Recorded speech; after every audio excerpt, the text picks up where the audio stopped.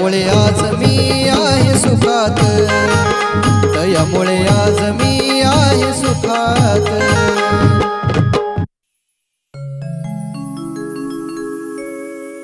दुःख अडवायला उंबऱ्यासारखा,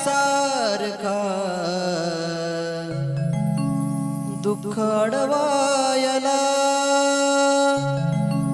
उंबऱ्यासारखा,